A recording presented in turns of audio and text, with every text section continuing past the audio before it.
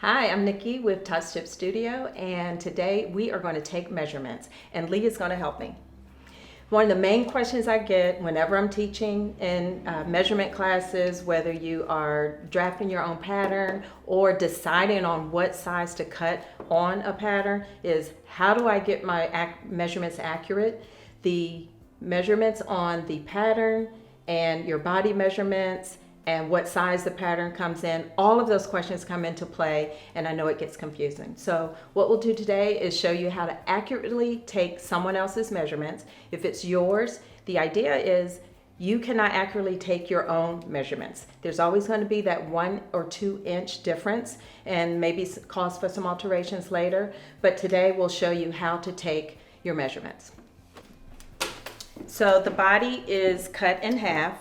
It's the bodice from the waist up and the bodice from the waist down, which includes the skirt and the pants. But right now we'll just take the basic measurements so you can get a sense of how to be very accurate. You'll need a regular tape measure. They're typically 36 inches long. You'll need paper and pencil so you can record all of your measurements. If you need a measurement chart, there's a link in our discussion here that you can download.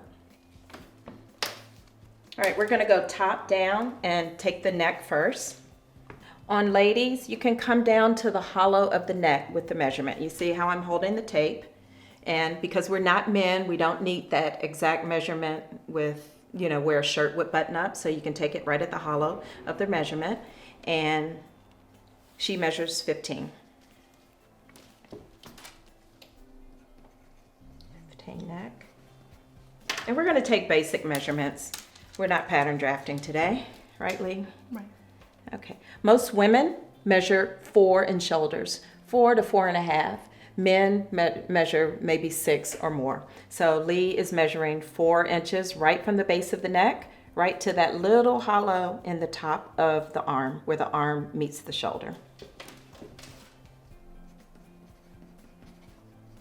And shoulder measurements are good to determine if a pattern, the shoulder of the pattern is going to fit you. So that's a good measurement to take.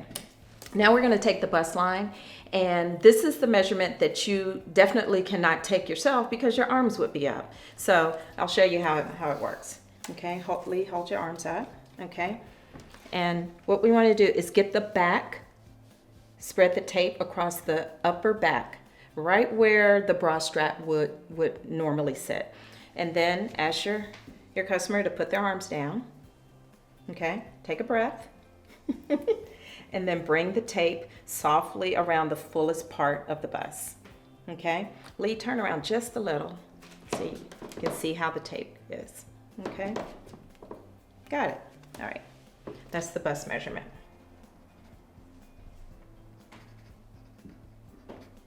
Okay, and now we're going to do the waist. Same thing. Ask your customer to hold her arms up, put them down, take a breath. All right, and Lee, I'm going to ask you to turn a little bit more. If you're unsure of exactly where the waist is, there's a little hollow in the back right before it starts to dip out to come over the hips.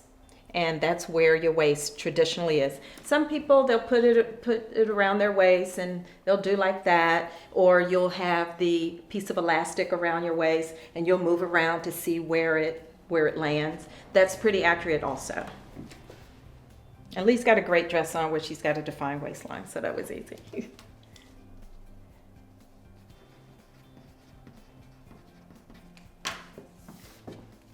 Okay, for the hip line, I'm going to put it around the fullest part of your client's hip. Okay, you put your arms down, take a breath. Yeah, you want your client right at the most comfortable point so the tape doesn't move and you can get an accurate measurement.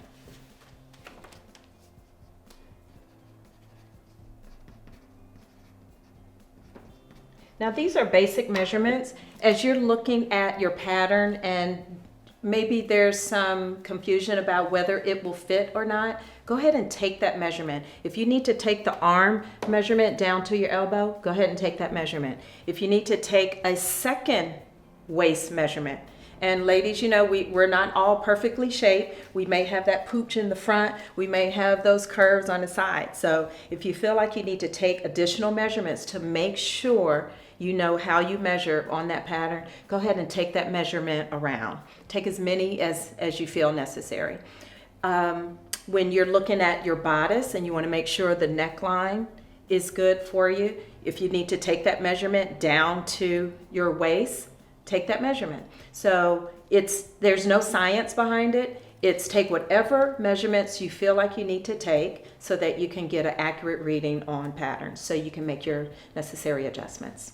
Now that you have all of your measurements written down, keep them handy, and if you ever make additions, just continue to write it down and build on your measurement chart. They're always good to have handy when you are making adjustments to commercial patterns. And remember, all commercial patterns are different, and the body measurements that they have labeled and the finished garment measurements they have labeled, you have to make sure that your body measurements match up so that you can make a good choice on which size to cut.